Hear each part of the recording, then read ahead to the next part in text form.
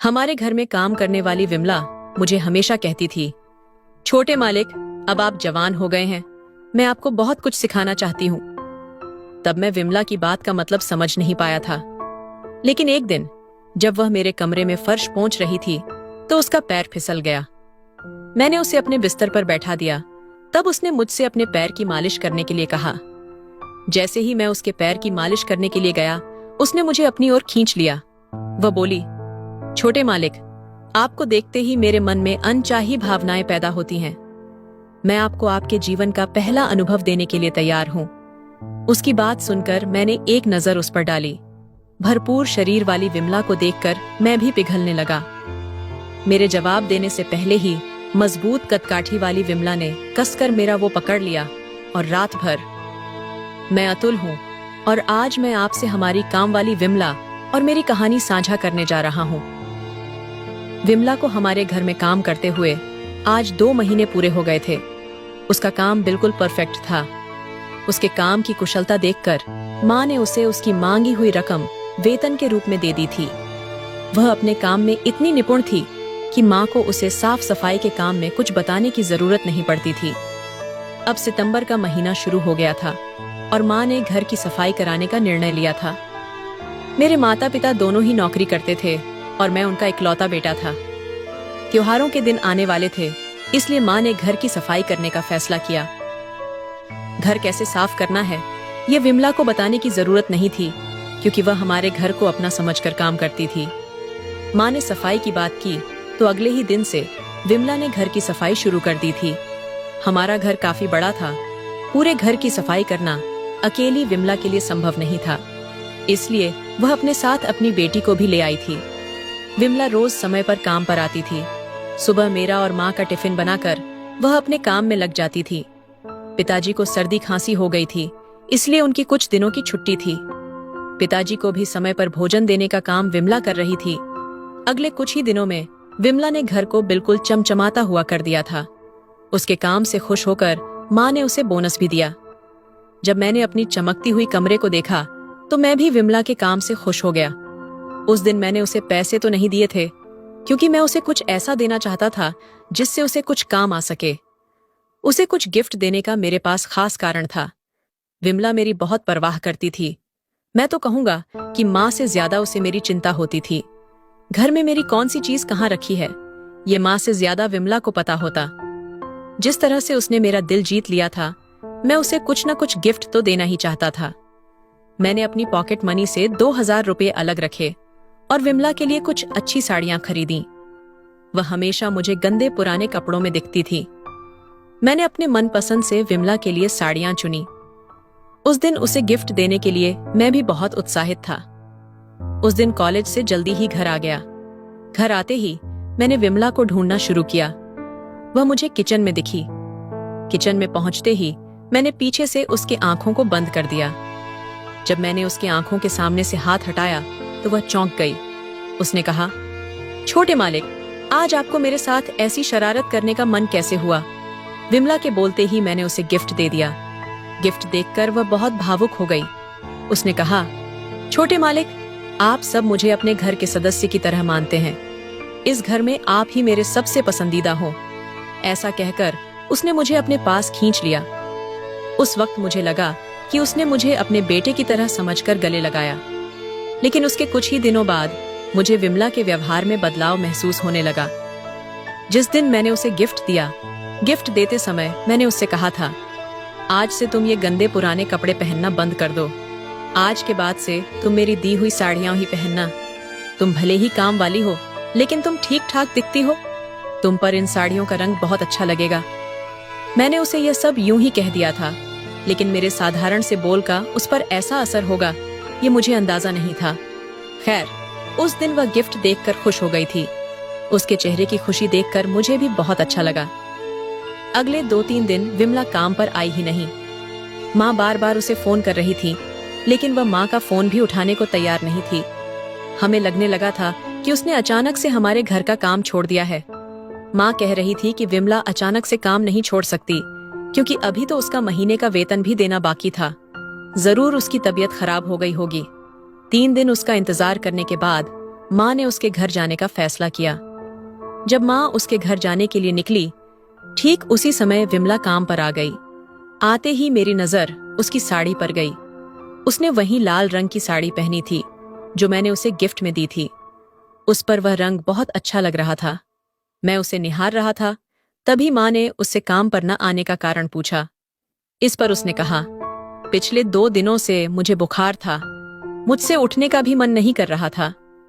मेरी बीमारी के बारे में जानकर आप मेरी चिंता करने लगते, इसलिए मैंने आपको कुछ नहीं बताया और आपका फोन भी नहीं उठाया। मेरे कारण आपकी असुविधा हुई, इसके लिए मुझे माफ कर दीजिए। इस पर माँ ने कहा, अब तुम काम पर आ गई हो तो ठीक है, लेकिन आगे से इस तरह से छुट्टी लेने से पहले मुझे एक बार बता देना, नहीं तो तुम्हारी जगह तुम्हारी बेटी को काम पर भेज दूंगी। मैं कामकाजी महिला हूँ, मुझे घर के काम के लिए बिल्कुल भी समय नहीं मिलता। आगे से मुझे बार बार यह बात कहने की नौबत न आए। माँ जितना विमला के काम की तारीफ करती थी, उतनी ही अनुशासित भी थी, इसलिए माँ ने विमला को उसकी अनियमितता के लिए सख्त हिदायत दी थी। विमला ने भी सिर झुकाकर माँ की बात सुन ली और बिना कुछ कहे अपने काम में लग गई। आधे घंटे में विमला ने माँ पापा का और मेरा टिफिन तैयार कर दिया। उस दिन मैं कॉलेज नहीं जा रहा था क्योंकि मेरा प्रोजेक्ट पूरा नहीं हुआ था। कॉलेज में जाकर मुझे सर की डांट नहीं सुननी थी, इसलिए घर पर रुककर प्रोजेक्ट पूरा करने का फैसला किया। कुछ ही समय में माँ पापा अपने ऑफिस के लिए निकल गए। मैं अपनी रूम में बैठकर प्रोजेक्ट कर रहा था। कुछ ही देर में विमला मेरी रूम में झाड़ू लगाने आई। मुझे कमरे में बैठा देखकर विमला ने कहा, छोटे मालिक, आज आप कॉलेज नहीं जा रहे क्या? तब मैंने उससे कहा, आज मेरी कॉलेज से छुट्टी है। मेरा जवाब सुनकर वह फिर अपने काम में लग गई। जैसे ही वह मेरे बेड के पास झाड़ू लगाने आई, अचानक उसका पल्लू सरक गया। उस वक्त मेरी नजर उस पर चली गई। मुझे देखते हुए भी वह झट से पल्लू ठीक नहीं कर रही थी। 2-3 बार मैंने नजरें चुरा लीं। आखिरकार मैंने उसे डांटते हुए कहा, विमला ताई, आप क्या कर रही हैं? जरा खुद को ठीक से संभाल कर काम करो। मेरे कहते ही उसने अपने हाथों को क्रॉस किया और कहा, छोटे मालिक, मैं खुद को संभाल कर ही काम कर रही थी। अचानक मेरा पल्लू फंस गया है और अब वह कोने में अटका हुआ है। मैं कोशिश कर रही हूँ कि वह सही से निकल जाए, नहीं तो पल्लू फटने पर साड़ी बेकार हो जाएगी। आखिर आपने यह मुझे इतने प्यार से तोहफे में दी है। ये मुलाकात मैं ऐसे बेकार नहीं जाने दे सकता था। मेरे दिए हुए उपहार की विमला ने जो कद्र की, उसे देखकर मुझे उस पर बहुत गर्व हुआ। तभी मैंने अपने हाथ में पकड़ी हुई पढ़ाई को छोड़ दिया और उसकी मदद करने के लिए चला गया। सावधानी से अटकी हुई साड़ी को मैंने सही सलामत निकाल दिया। उस वक्त मैं बिस्तर के किनारे नीचे बैठा था और विमला मेरे सामने खड़ी थी। मैंने उसका अटका हुआ पल्लू निकाल दिया तो उसने मेरे सामने ही अपने शरीर पर पल्लू ठीक किया। उस समय मेरी नजर कुछ अलग ही ढंग से घूमी, लेकिन मैं समझ गया कि ऐसे विचारों में खोना मेरे लिए सही नहीं है, क्योंकि ये सही उम्र नहीं है। तभी मैंने नजर नीचे की, अपनी जगह से उठ खड़ा हुआ और फिर से पढ़ाई में लग गया। बिस्तर पर बैठते ही मेरी नजर विमला पर गई। वह एक खास मुस्कान देते हुए कमरे से बाहर निकल गई थी। कुछ समय पहले जो हुआ वह मैंने वहीं छोड़ दिया और फिर से अपनी पढ़ाई में लग गया। अगले दिन जब मैं कॉलेज गया तो मेरी मुलाकात मेरे दोस्त से हुई। रोहित ने कहा, अतुल, तू कल कॉलेज नहीं आया, इसलिए एक बहुत महत्वपूर्ण टॉपिक मिस कर दिया। उसने कहा, कल हमें बायोलॉजी की कुछ गहरी बातें सिखाई गईं। इस पर मैंने कहा, इसमें क्या खास है, मैं वो टॉपिक बाद में समझ लूंगा। इस पर रोहित ने कहा, अतुल, एक बार वो चैप्टर खोल कर देख, तब तुझे समझ आएगा कि मैं किस विषय की बात कर रहा हूँ। मैं 12वीं में साइंस पढ़ रहा था। साइंस में कई चीजें सिखाई जाती हैं, ये तो मैंने सुना था। अब कॉलेज में वह टॉपिक सिखाने की शुरुआत हो गई थी। कल जो टॉपिक मैंने मिस किया था, उसे मैंने किताब में देखा। उसमें कुछ विशेष मानवीय चीजों के बारे में जानकारी थी। वह किताब की जानकारी पढ़कर मुझे उसमें कुछ खास नहीं लगा। मैंने कहा, रोहित, इसमें क्या अलग है और इसमें मिस करने जैसा क्या है? 5 मिनट में ही मैंने इस टॉपिक को कंठस्थ कर लिया। मुझे नहीं लगता कि मैंने कुछ मिस किया है। इस पर मेरे दोस्त ने कहा, अतुल, तूने तो बस इसे कंठस्थ किया है, लेकिन सर ने इसे पूरी गहराई से समझाकर पढ़ाया था और वहीं तूने मिस कर दिया। इस टॉपिक को पढ़ाने के लिए क्लास में लड़कियों को अलग बैठाया गया था और लड़कों की अलग क्लास ली गई थी। सर ने जिस तरह से गहराई से समझाया, उसे सुनकर मेरी रूह कांप गई थी। उस टॉपिक में जो सिखाया जाना था वह न समझकर रोहित कुछ और ही समझ गया था। उसने अपनी अधूरी जानकारी मेरे दिमाग में भी डाल दी। उसने न केवल मुझे गलत बताया बल्कि मेरे सामने अपने मोबाइल में गलत चीजें भी चालू कर दी। ये देखकर मैंने उसका मोबाइल झट से बंद कर दिया। मैंने कहा, यह सब फालतू चीजें सीखने की हमारी उम्र नहीं है। मैंने रोहित को डांटा तो वह गुस्से में वहां से चला गया।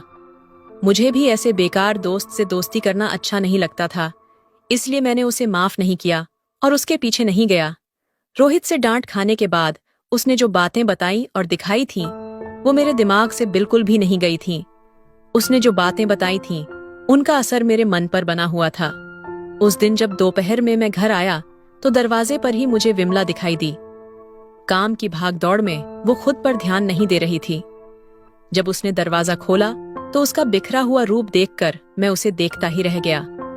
वो पहले से ही भारी भरकम शरीर की थी और उस पर उसका वह बिखरा हुआ रूप मेरी नजर को कहीं और ही खींच रहा था। खुद को संभालते हुए मैंने सिर झुकाया और अपने कमरे में चला गया। थोड़ी देर बाद विमला पानी का गिलास लेकर मेरे कमरे में आई। जब वो मेरे कमरे में आई तब मैं कपड़े बदल रहा था। मुझे देखते ही विमला ने मेरी तारीफ की। वो कहने लगी, छोटे मालिक, अब से ही आपका शरीर अच्छा खासा मजबूत दिखने लगा है। यह सब आपके नियमित व्यायाम का नतीजा है। बात करते करते विमला ने मेरे पीठ पर हाथ फेरा। उसकी बढ़ी हुई नाखूनों वाले हाथ ने जब मेरी खुली पीठ पर स्पर्श किया तो मेरे शरीर में एक अजीब सी लहर दौड़ गई। मैं तुरंत ही उससे दूर हो गया। हाथ में रखा शर्ट पहनकर मैंने उसके हाथ से पानी का गिलास ले लिया। गटागट पानी पीकर मैंने गिलास उसके हाथ में वापस रखा। पानी पीने के बाद भी विमला मेरे कमरे से बाहर नहीं गई। वो मुझे लगातार देख रही थी। तब उसने मेरे चेहरे पर हाथ फेरते हुए कहा, छोटे मालिक, सब कुछ ठीक है ना? आप नर्वस लग रहे हैं। मैंने कहा, नहीं, ऐसा कुछ नहीं है, सब ठीक है। फिर से उसने मेरे माथे पर हाथ फेरते हुए कहा, छोटे मालिक, आपको पसीना आ रहा है, इसका मतलब आपकी मन स्थिति कुछ अलग ही है। विमला ने मेरी मन स्थिति का जो अनुमान लगाया वो सही था। एक तो रोहित ने कॉलेज में मुझे बहुत सी उल्टी सीधी बातें बताई थीं और फिर घर आने के बाद से ही मैंने विमला को सादगी में सजी धजी देखा तो मेरी नजर बार बार उसकी ओर जा रही थी। मुझे तो समझ में आ रहा था कि इन सभी बातों के लिए मेरी उम्र अभी छोटी है, लेकिन विमल के बर्ताव से ऐसा लग रहा था कि वह जानबूझकर मुझसे इतनी फ्री होकर पेश आ रही है। उस वक्त वह बात करने का नाम ही नहीं ले रही थी। मैंने उसे कहा कि मैं ठीक हूं और उसे अपने कमरे से बाहर भेज दिया। उसके बाद मैं काफी देर तक अकेले समय बिताता रहा। कुछ देर गाने सुनकर मैंने खुद को शांत करने की कोशिश की। इसी तरह कुछ दिन बीत गए। कुछ दिनों से कॉलेज में मेरी रोहित से बात नहीं हुई थी, पर वह बेशर्म था। वह खुद मुझसे बात करने के लिए आ गया। जब वह मेरे पास आया तो मैं उस पर थोड़ा नाराज था। उसने मुझसे माफी मांगी और मेरे गले में हाथ डाला और उसकी इस हरकत से मैं सब कुछ भूल गया। उस दिन हमारे 5 में से केवल 2 ही लेक्चर हुए थे, इसलिए हमारा कॉलेज जल्दी छूट गया था। रोहित ने कहा, आज मैं अपना टिफिन घर पर ही भूल गया हूँ। तुम्हारे घर की सब्जी बहुत स्वादिष्ट होती है।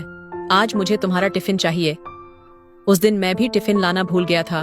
मैंने कहा, मैं भी टिफिन लाना भूल गया हूँ। इस पर वह कहने लगा, लगता है तेरा मुझ पर से गुस्सा अभी तक नहीं गया है। अब तू मुझे अपने घर का खाना भी नहीं खिलाना चाहता। रोहित एक साधारण बात का पहाड़ बना रहा था। वह मेरे घर के खाने को लेकर अड़ गया। तब मैं उसे अपने घर ले गया। घर पहुंचते ही विमलताई ने हम दोनों को पानी का गिलास भर कर दिया। विमल से पानी लेते वक्त मैंने देखा कि रोहित की नजर कुछ अलग ही थी। वह भी रोहित को अलग नजरों से देख रही थी। तब मैंने रोहित के पैर पर अपना पैर रख दिया, जिससे उसकी नजर उससे हट गई। मैंने विमल से कहा कि हमारे लिए खाने की थाली लगा दे। खाने के बाद रोहित विमल ताई के हाथ के बने खाने की तारीफ करने लगा और उसने उससे हाथ मिलाया। उसने विमल ताई को जो स्पर्श किया वह मुझे बिल्कुल अच्छा नहीं लगा। मुझे पता था कि रोहित किस तरह का लड़का है, इसलिए मैंने उसे विमल ताई से दूर रखने के लिए अपने कमरे में ले आया। कमरे में आते ही रोहित बोला, अतुल, तुझे शायद मेरी बातों का बुरा लगा होगा, पर अब ये सब करने की हमारी उम्र है। तुम्हारे घर की काम वाली मुझे इतना भाव दे रही है तो सोचो वह तुझे कितना भाव देती होगी। आते ही मैंने तुम्हारी विमल पर नजर रखी थी, पर उसकी नजर हमेशा तुम पर थी। कहीं तुम दोनों में कुछ तो नहीं है? ऐसा कहकर रोहित मुझे छेड़ने लगा। मैंने वह बात हंसी में टाल दी। कुछ समय बाद रोहित अपने घर चला गया। दोपहर में विमलताई मेरे कमरे में फर्श पोंछने आई। फर्श पोंछते वक्त वह कुछ ज्यादा ही पास आ रही थी। जब वह मेरे बिस्तर के पास आई तो मैं बिस्तर के किनारे बैठा था।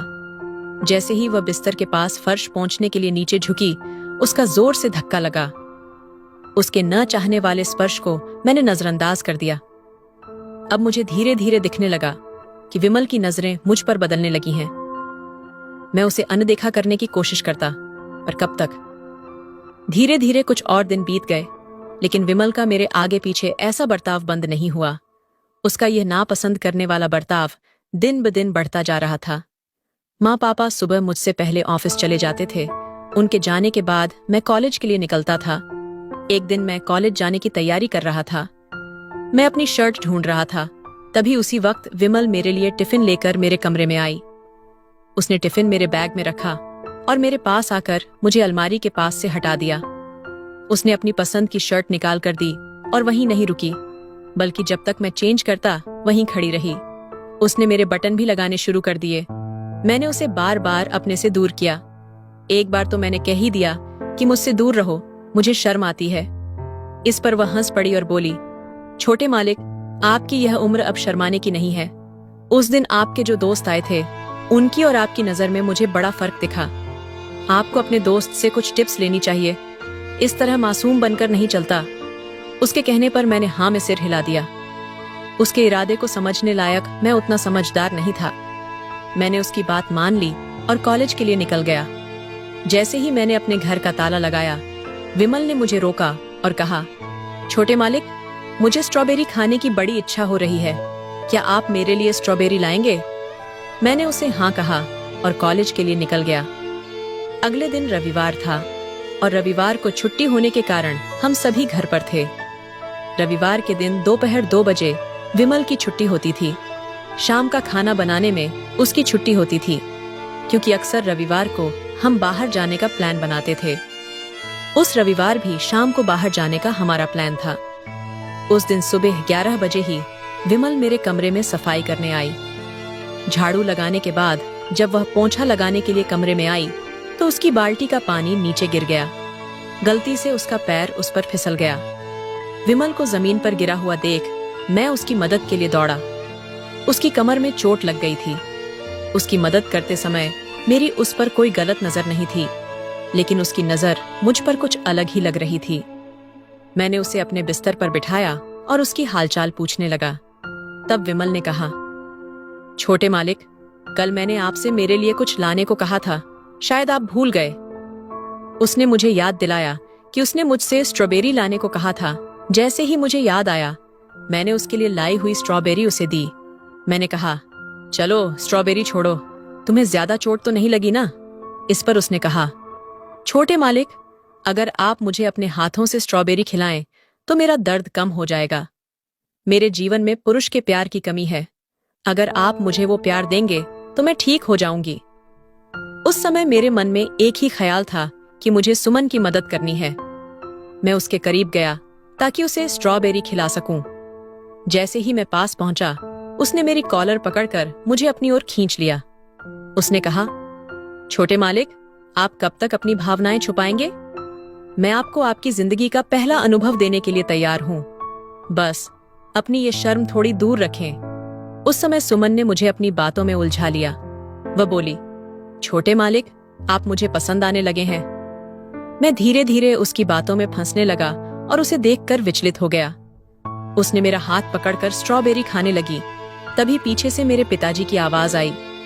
पिताजी मुझ पर नहीं बल्कि सुमन पर चिल्ला रहे थे। उन्होंने कहा, सुमन, तुम 17 साल के लड़के के साथ ये क्या कर रही हो? तुम्हें थोड़ी भी शर्म नहीं आती? पिताजी की बढ़ती आवाज सुनकर माँ भी वहां दौड़ी चली आई। माँ को देखते ही सुमन ने कुछ उल्टा सीधा बोलना शुरू कर दिया। उसने कहा, मालकिन, आपके बेटे ने मुझ पर जबरदस्ती प्यार करने की कोशिश की। उसकी बात सुनकर माँ उस पर गुस्सा हो गई और पिताजी भी बहुत नाराज हो गए। पिताजी ने कहा, सुमन, झूठ मत बोलो। मैंने अपनी आंखों से देखा। तुमने ही अतुल का हाथ पकड़कर जबरदस्ती उसके हाथ से गलत करने की कोशिश की। तुम ही उसे अपने पास बुला रही थी।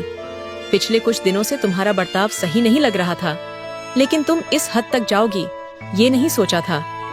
पिताजी की बात पर सुमन ने पलट कर कहा, मालिक, मुझे भी नहीं लगा था कि आप इस हद तक जाएंगे। जैसा मैंने किया वैसा ही कुछ आपने कुछ दिन पहले मेरी 12 साल की बेटी के साथ किया। मेरी 12 साल की बेटी को खाने का लालच देकर उसे अपनी नजरों से दूर ले जाकर आपने उसके साथ गलत किया। कुछ दिनों से मेरी बेटी बार बार पेट में दर्द होने की शिकायत कर रही थी। उसका चेकअप कराने पर पता चला कि वह गर्भवती है। आपने जो घिनौना काम किया उसका मेरी बेटी के बाल मन पर बहुत बुरा असर पड़ा है। जब मुझे यह पता चला कि मेरी बेटी के साथ ये घिनौनी हरकत किसने की, उसी समय मैंने आपसे बदला लेने का निश्चय कर लिया था। जब आपके बेटे पर बात आई तो आपने मुझे झूठा ठहराने की कोशिश की। मैं तो सिर्फ नाटक कर रही हूँ, लेकिन आपने एक 12 साल की बच्ची के साथ आपने जो मेरी बेटी के साथ किया उसका क्या? तब एक बार माँ और मुझे भी सुमन पर विश्वास नहीं हो रहा था। जिस तरह से उसने मुझे फंसाने की कोशिश की उससे मैं भी उसे झूठा समझ रही थी। पिताजी भी उसे ही झूठा ठहरा रहे थे। तब सुमन ने कहा कि आपके बेटे ने मुझ पर जबरदस्ती करने की कोशिश की। इसके सबूत के तौर पर मेरे पास वीडियो क्लिप है। उसने अपने कमरे में पहले से ही अपना मोबाइल वीडियो रिकॉर्डिंग पर रख दिया था। तो वीडियो दिखाते हुए वह माता पिता से कहने लगी, अब मैं आपके बेटे को जिंदगी भर के लिए पत्थर तोड़ने के लिए जेल में भेजने वाली हूँ। जब वह आपकी आंखों के सामने नहीं होगा तब आपकी अक्ल ठिकाने पर आएगी। जैसे ही यह समझ में आया कि वह उनसे दूर जाने वाली है, पिता ने सब कुछ सच सच बताना शुरू कर दिया। विमल के पैरों के पास गिरकर वे बोले, विमल, मुझे माफ कर दो। मैंने गलती की है, लेकिन अब मेरे बेटे को इसमें मत फंसाओ। अतुल हमारा जीवन है, वह नहीं रहेगा तो हम किसके लिए जिएंगे? मैं तुम्हें 1 लाख रुपए देता हूँ। कल से तुम यहाँ काम पर भी मत आना। ये पैसे लेकर तुम हमेशा के लिए यहाँ से चली जाओ। पिताजी ने पैसों से विमला का मुंह बंद करने की कोशिश की, लेकिन वह सुनने को तैयार नहीं थी। उसे चाहिए था तो सिर्फ न्याय। पिताजी ने अपनी नीच हरकत की कबूलियत दी। ये सुनकर माँ को भी उन पर गुस्सा आ गया। उसने कुछ सोचे बिना वहीं पिताजी के गाल पर थप्पड़ जड़ दिया। माँ ने विमला का समर्थन किया। पिताजी ने बहुत गलत किया था। माँ ने विमला का साथ देकर पिताजी को उनके बुरे कर्मों की सजा सुनाने में मदद की। माँ ने विमला की 12 साल की बेटी को न्याय दिलाया। माँ ने अपने पति का नहीं बल्कि सत्य का साथ दिया था। विमला माँ के पास फूट फूट कर रोई और उसने मुझसे भी माफी मांगी। उसने कहा, छोटे मालिक, आप मेरे लिए मेरे बेटे जैसे हैं। मैं जो कुछ भी कर रही थी वह अपनी बेटी के लिए कर रही थी। मेरी कभी आपके प्रति बुरी नजर नहीं थी। जब बात अपने बच्चों पर आती है तो अच्छे अच्छे लोग भी सचेत हो जाते हैं। मुझे अपनी बेटी के गुनहगार को सजा दिलानी थी, इसलिए मैं आपके साथ यह सब नाटक कर रही थी। तब मैंने भी विमला को माफ कर दिया, क्योंकि उसने कुछ गलत नहीं किया था। उसने कांटे से कांटा निकालने का फार्मूला अपनाकर अपनी बेटी के दोषी को सामने लाया था। उस दिन मेरे मन में पिताजी के लिए जितनी नफरत पैदा हुई थी, उतना ही मेरी माँ के प्रति आदर भी बढ़ गया था। एक स्त्री ने दूसरी स्त्री की मदद कर स्त्री शक्ति का जागरण किया था। नवरात्रि में हम हर स्त्री को एक संदेश देना चाहते हैं कि ऐसे राक्षसों को जवाब देना हो तो एक स्त्री को दूसरी स्त्री के साथ एक दूसरे की ढाल बनकर खड़ा होना चाहिए। जब एक स्त्री दूसरी स्त्री को समझेगी और अपने साथी के लिए कठिन समय में काली बनकर उसके साथ खड़ी रहेगी, तभी स्त्री शक्ति का सच्चा उदय होगा। तो दोस्तों, यह थी आज की कहानी। इस कहानी के बारे में आपकी क्या राय थी, ये कमेंट बॉक्स में जरूर बताइए। अगर आपको कहानी पसंद आई हो तो वीडियो को